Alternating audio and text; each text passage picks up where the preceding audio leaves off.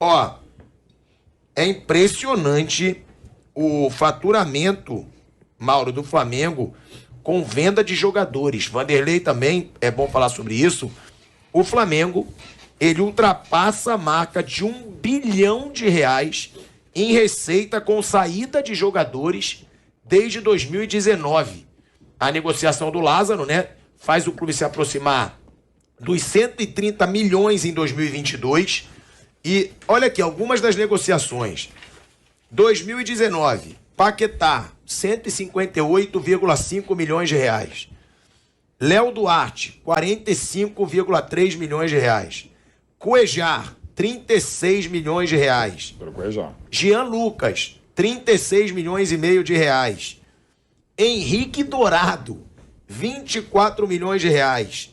Uribe, 5 milhões e meio. Trauco, 2 milhões e meio. Aí tem vários aqui. Aí você tem Reinier, 192 milhões de reais. Pablo Mari, 64 milhões de reais. E aí, pegando os principais, a gente vai. Gerson, 130 milhões. Rodrigo Muniz, 51 milhões. Aqui, ó.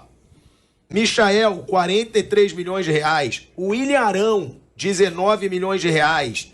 Então, você vê como o Flamengo tá ganhando dinheiro com venda de jogador. É uma... E nem tá na conta o Vinícius Júnior aí, claro, porque foi ótimo. Que foi um pouco antes, né? Que foi 40 milhões de euros, né, Mauro? 45 milhões de euros. Faça as contas, né? Isso é exemplo de gestão também? A forma como o Flamengo consegue vender jogadores e repor as posições, porque a gente sempre fala, pô, não pode vender. Só que tem que vender, mas traz jogadores de alto nível também, né? A venda de jogadores jovens viabiliza a contratação de jogadores, muitos jogadores mais prontos, né? Eu acho que isso reflete também o investimento que foi feito na base, desde a gestão anterior, né? Na estrutura do Flamengo na base. E também o time jogando bem, os jogadores se valorizam, automaticamente são mais bem vendidos, né? Tem isso.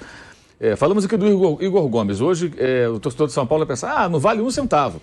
Mas ele sai do São Paulo, vai para um outro clube e o time está jogando bem, ele cumpre bem o seu papel, o valor dele sobe. Aí o cara fala, nossa, o Igor Gomes não valia nada. É assim que funciona. Então, todos esses jogadores aí, em algum momento, atuaram em equipes que estavam fazendo ali um bom futebol, praticando bom futebol e se valorizaram, né? Tem algumas situações aí... O Casimiro era muito criticado. Exato. O caso do Casimiro é um clássico, né?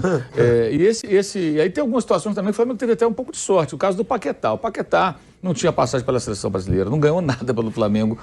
E, de repente, o Leonardo estava no Milan ainda, e o Leonardo queria o Paquetá. E o Neymar, na época, tudo que o Neymar falava era quase que ordem no PSG, ele era novo ainda lá, tinha acabado de chegar, não tinha desgaste, e ele queria o Paquetá também.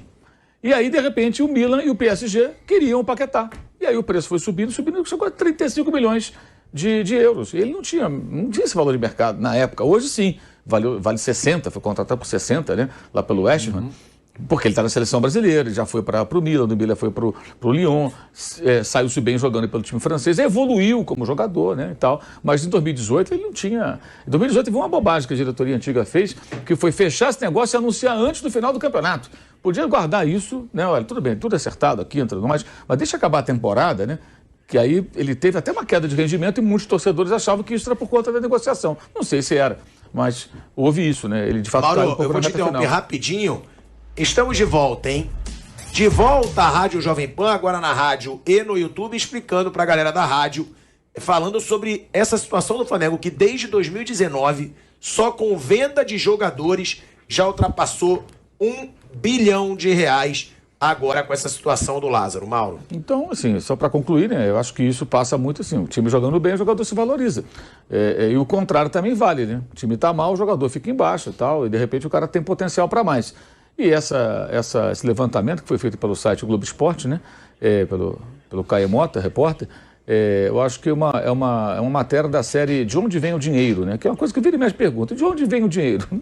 É só fazer as contas. É fazer as contas. Olha lá no site do Flamengo, tem um negócio lá assim, flamengo.com.br/transparência. Lá tem uma porrada de relatórios financeiros, balanços, balancetes, do diabo.